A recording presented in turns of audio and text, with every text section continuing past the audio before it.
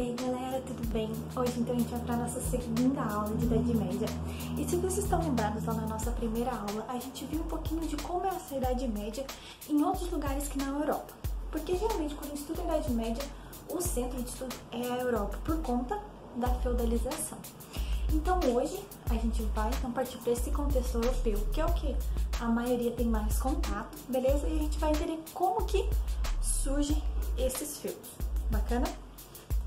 A gente tem que começar então lembrando dos povos germânicos, ou daqueles povos bárbaros. Depois a gente vai conversar um pouquinho mais sobre esse tema. O que a gente tem que lembrar deles? Eles eram povos que habitavam essa região e aqui onde era o Império Romano. O que acontece? Os romanos, durante a expansão, começam a empurrar esses povos aqui pra cima, certo? Mas aí, lembram lá no finalzinho do Império Romano que eles começam a ser atacados de volta por esses povos germânicos, esses povos bárbaros, e eles são um dos motivos pela queda do Império Romano do Ocidente. A do Oriente, vamos lembrar que ela continua, certo? Lembra lá no finalzinho do Império Romano que ele foi dividido em duas partes. Só essa que cai, essa que permanece. Bacana? Aí vocês se perguntam, tá, professora, por que esses povos germânicos resolveram atacar de volta os romanos? Eles queriam as terras de volta? Foi mais ou menos por aí. O que acontece? Houve outra invasão contra os povos germânicos, mas essa vinda da Ásia. Então, os hunos, que foi um grande império também, que se concentrou ali na Ásia, eles começaram a invadir as terras dos povos germânicos. Os povos germânicos viram obrigados a tentar migrar e recuperar as terras. E como o Império Romano estava fraco nesse período, então era muito mais fácil eles lutarem contra os romanos do que contra os hunos.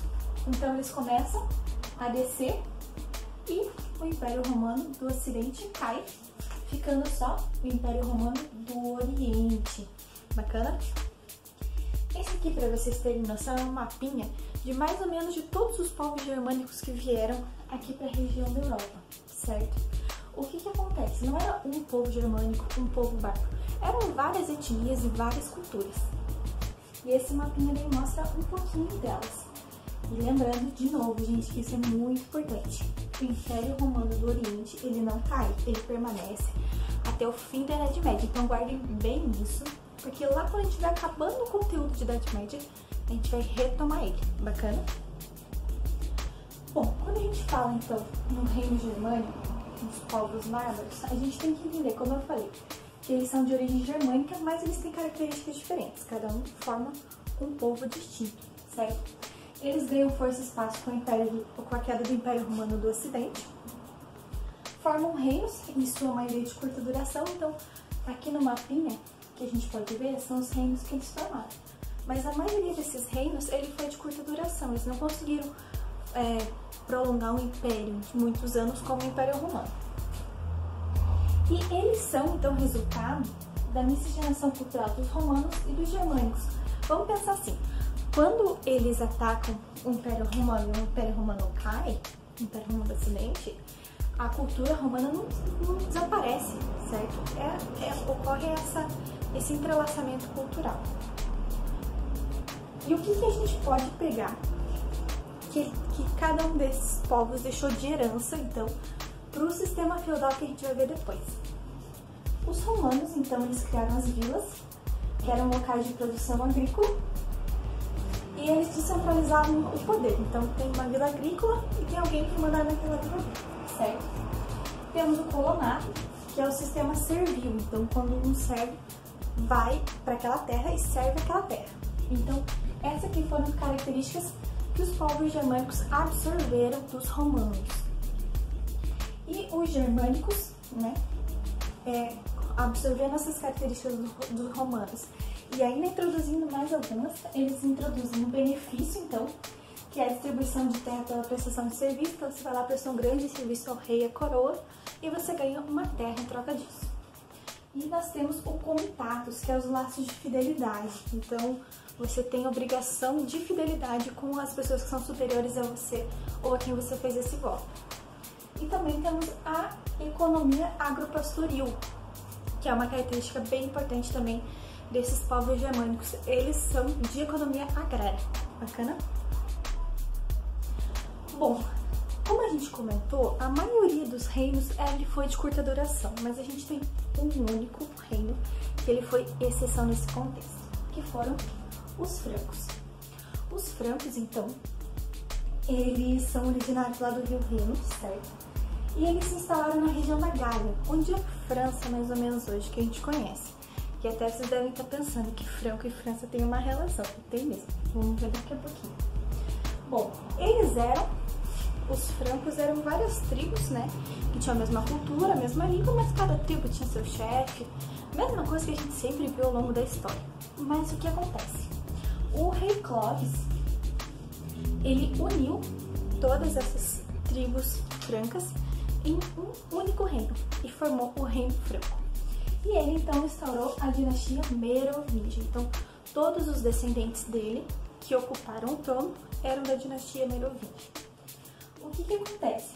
O Clovis, ele acaba se convertendo ao cristianismo, então ele vira o primeiro rei bárbaro a se converter ao cristianismo. Isso foi um passo bem importante, porque a Igreja Católica, ela tinha uma grande influência no Império Romano. Por quê? Porque lembra que lá no finalzinho ela se tornou a religião oficial? Bom, a partir do momento então que o rei bárbaro se alia à igreja, ele aumenta o seu poder e influência. Muito esperto, não é mesmo? E aqui é uma fotinha do batismo, né, do rei Clovis. Vocês vão ver que tem várias ilustrações sobre isso, porque realmente foi um momento bem importante. Aí, com a morte do Clovis, a gente tem um enfraquecimento do poder. O que acontece? Os descendentes de Clovis, eles eram tipo meio largados, eles não queriam muito saber de governar. Então, o que eles fizeram?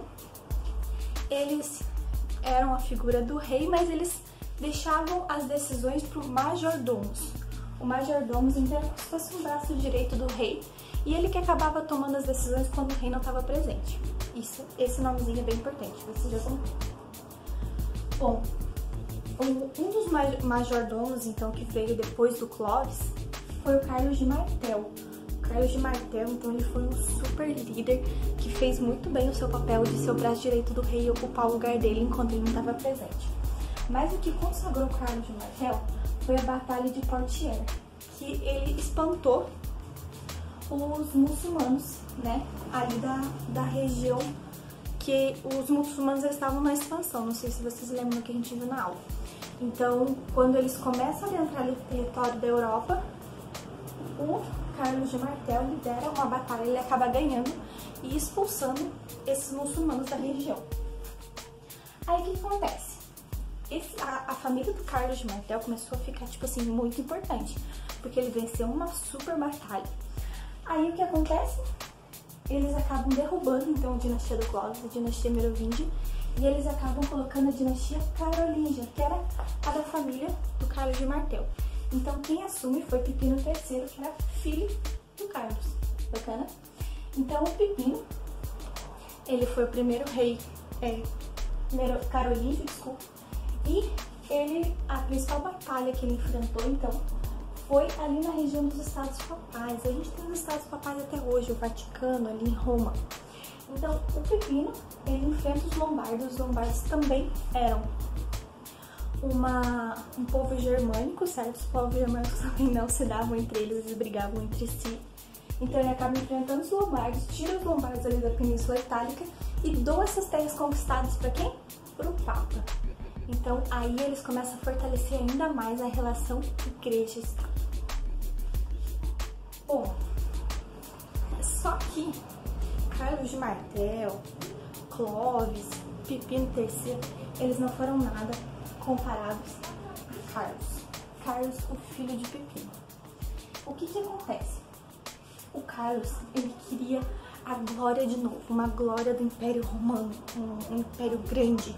Então ele iniciou uma política expansionista. Nisso, então, ele começou a conquistar vários territórios, e a Igreja Católica se interessou. Por quê?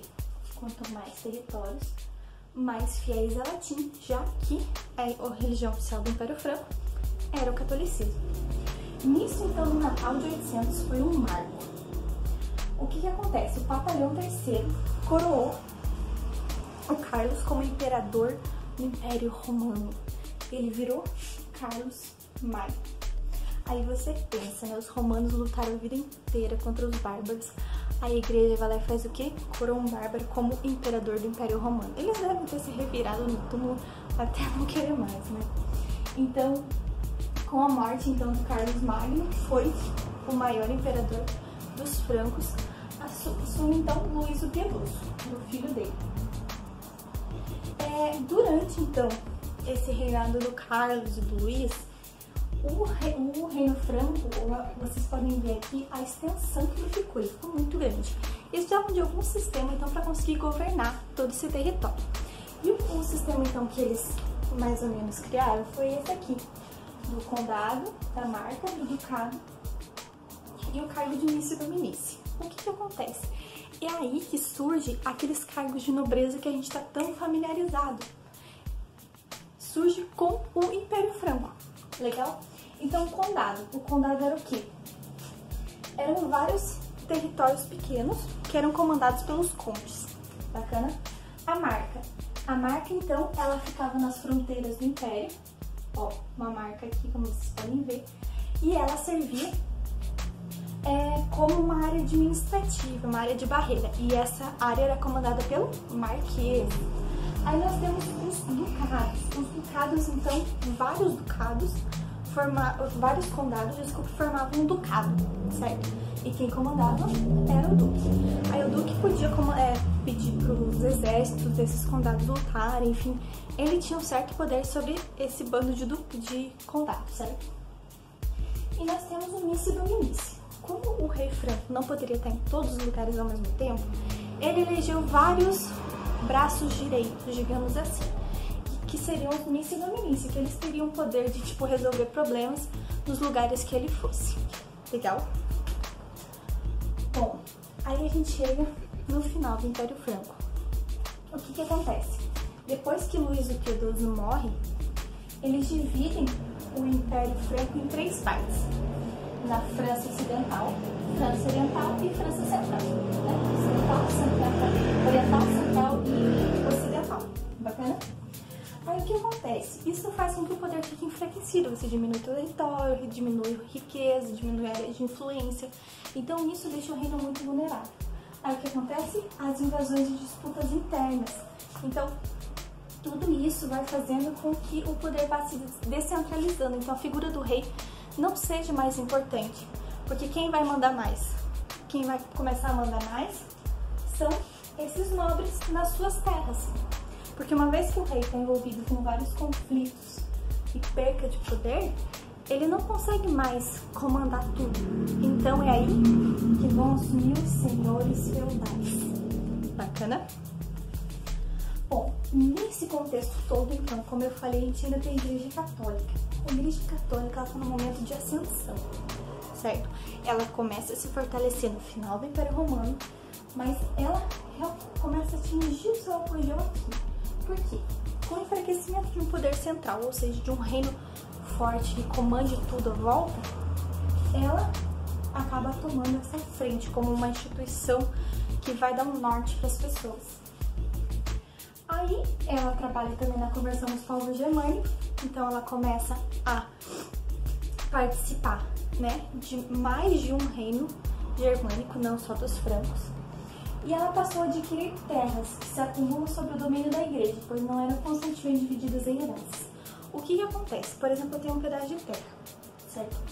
E aí eu morri e essa terra vai ser dividida em 4 partes para os meus filhos. Concordam que daí os meus filhos vão ter menos poder que eu? Porque cada filho meu vai ter só um pedacinho da terra que eu tinha, enquanto eu tinha a terra toda? Bom, como a Igreja Católica ela não tinha essa herança de passar para filho e dividir, então com o tempo ela só ia acumulando mais e mais terras, ela nunca dividia e fragmentava essas terras. Isso fez com que ela tivesse o poder patrimonial, o poder espiritual e se tornasse uma das maiores instituições do período. Bacana? Bom, agora umas curiosidades pra gente encerrar esse comecinho aí da Idade Média. Esse comecinho da Idade Média, gente, ele vai lá do ano 500, mais ou menos, com a queda do Império Romano, até lá o ano 800, 900. Bacana? Depois a gente já começa essa feudalização que a gente vai ver na próxima aula. Mas como uma curiosidade que é bem legal, porque já caiu várias provas da Federal, quando a gente pensa em povos bárbaros, os gregos foram os primeiros a denominar bárbaros como estrangeiros, mas os romanos, eles colocavam como povos não civilizados, ou seja, povos que não tinham cultura romana. Então você falar que um povo é bárbaro é uma forma preconceituosa, certo? Um olhar romano de se olhar para alguma civilização. Por isso que o termo povos germânicos é muito mais adequado. A gente também tem a questão do vândalo. O vândalo era um povo bárbaro também, gente. Era um povo germânico, assim como os francos. Só que acontece, eles tinham super fama de serem violentos, de detonar tudo por onde eles passavam. E aí acabou ficando o termo. A gente usa até os dias de hoje. Então começou lá com os romanos, tipo, seu vândalo, né? Pra alguém que depredava as coisas, a gente usa até os dias de hoje. Então é uma curiosidade bem bacana. E por último, a questão dos francos, né? Que é o nome França, vem do povo franco. Então a moeda franca, o nome da França, então todas essas palavras parecidas, elas têm então essa influência do povo franco que habita essa região. Legal? Bom, pessoal, então do conteúdo seria isso hoje, esses 500 anos até a gente chegar na feudalização, mas que eles são muito importantes para a gente entender como que a gente vira um poder descentralizado, sem uma figura de rei, sem uma figura de imperador, né, para um sistema mais agrário e de poder fragmentado. Bacana? Agora a gente vai para nossa questão, então. Eu vou ler ela, daí vocês pausam aí o vídeo, tentam responder, e daí eu já volto com a resposta para vocês. Então vamos lá. É da Federal, do Paraná. As invasões germânicas têm início no século IV e promovem importantes transformações no panorama mediterrâneo, as quais atingem as estruturas do mundo clássico. Identifique dentre as transformações abaixo a que corresponde à raiz da proto-feudalização da Europa Ocidental. Então ela está pedindo para você dizer, né, o que de importante esse período aí dos francos, dos romanos deixou pra gente virar um sistema feudal depois, beleza? Então pausem a questão aí e tentem responder. Bom, pessoal, então para quem respondeu a letra B, tá super certo, a ruralização e a fragmentação do poder político. Então, como a gente pensa em dois motivos principais e importantes para se ocorrer a feudalização, a gente tem que pensar na ruralização e na fragmentação do poder. Bacana? Então, pessoal, a nossa aula fica por aqui. Qualquer dúvida, então, estou à disposição para ajudar vocês. Bacana? Até a próxima aula.